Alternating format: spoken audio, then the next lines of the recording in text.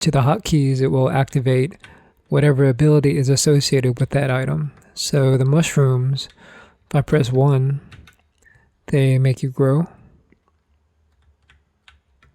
And so you can jump a little higher. And there's a cool off for that. So after a certain amount of time, you lose that ability and you're back to normal. And number 2, let's look at the size shift. This was the most complex one. The other ones are based on this, and they're all pretty simple. So I have this this class ability size shift, and I'll start here actually. This is the coroutine that makes it grow, and then I have a coroutine for shrinking, which is basically the inverse. And so I have an elapsed time, a percentage complete, because I'm going to lerp all these values. And while the percentage complete is less than 1, so until it's done, finished lerping, this loop will continue. So I set the elapsed time, percent complete, and then what I want to do is scale the skeleton, which is here. At first I was trying to just scale everything from the parent object here, this parent transform, but I had a lot of problems with that. So I end up having to scale each individual component or each individual part separately. So I have a lerp, a vector 3 lerp for the skeleton scale, and I have a start scale, end scale, and then I'm using a curve evaluate to have it lerp on a curve. After I start scaling the skeleton, I also want to scale the character controller. So the height, radius, and center of the character controller, the height, radius, and center. And then the third person controller, which is the script right here. This comes with the third person starter assets. So then I have to scale the ground radius, the move speed, jump height, gravity, and sprint speed, because it would get bigger, but then it would be walking kind of slowly. So it seems like you'd have to scale up all this other stuff too. And then you also need to scale up the player camera root, which is where the virtual camera is pointed at, and that is this right here. The player camera root. It's a little above I think the center. Okay. And after that, you need to scale the virtual camera and just the shoulder offset, so it goes back a little further. So let's look at the player follow camera and this shoulder offset right here, so that it otherwise as you scale up the character, the camera gets way in too close, so you need to pull that back a little bit when it scales. And the way I scale it is I scale it kind of the way I pull back the camera, I don't pull it back all the way. I don't match how it was before.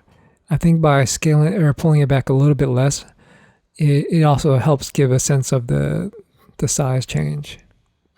So we lerp the, let's just go full. So we lerp the shoulder offset, and it's a little hard to find out how to get that component. Actually, you have to do the virtual camera, Cinemachine get component, and the Cinemachine third person follow. So this right here, third person follow, that's where you have to reference. And to make it shrink, so I have it grow, and then I think whatever duration you set, this ability duration, I have it shrink after that. So it's pretty much all the same, except I just flip the start and end values. And looking at, let's say, for example, the ground radius. I just use the literal right here, and then I multiply that times the scale factor. And I do that for a lot of these, multiply times the scale factor. And then when I reverse it, the way this is set up, it's set up for you to grow one time.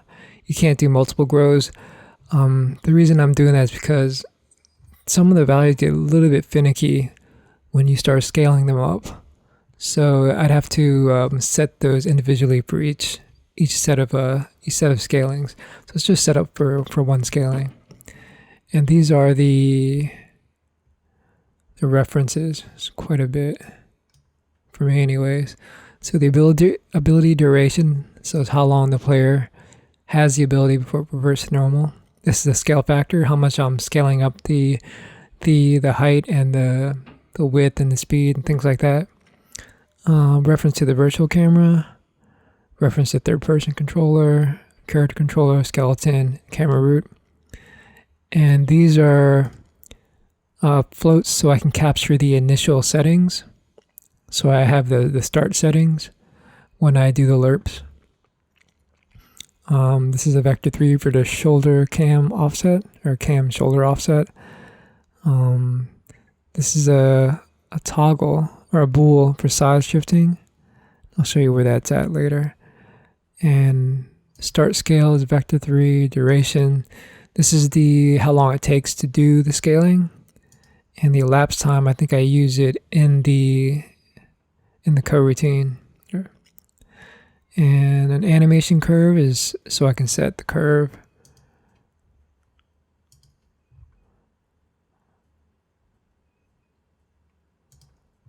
Right here. So I can get a little bit of a ease in and ease out.